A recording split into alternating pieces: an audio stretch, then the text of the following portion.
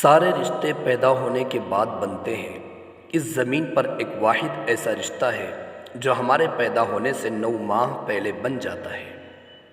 وہ بس وہی کھاتی ہے جس سے ہمیں نقصان نہ ہو۔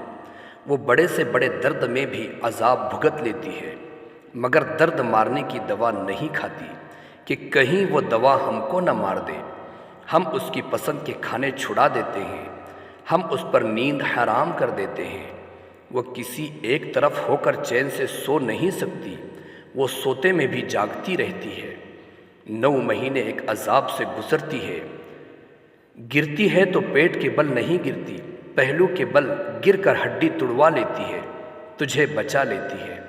اس نے ابھی تیری شکل نہیں دیکھی، لوگ شکل دیکھ کر پیار کرتے ہیں، وہ غائبانہ پیار کرتی ہے، لوگ تصویر مانگ کر سلیکٹ کرتے ہیں۔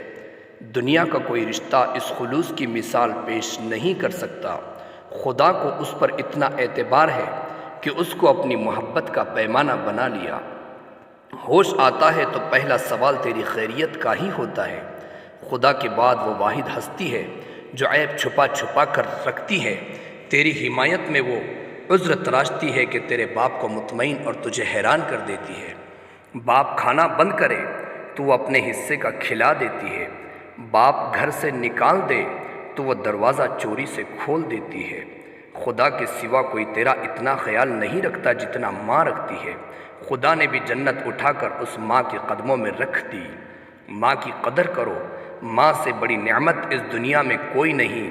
اللہ پاک سب کی ماؤں کو لمبی زندگی دے۔ جن کی مائیں فوت ہو گئی ہے انہیں اللہ پاک جنت الفردوس میں اعلیٰ مقام عطا فرمائے۔ آمین ثم آمین۔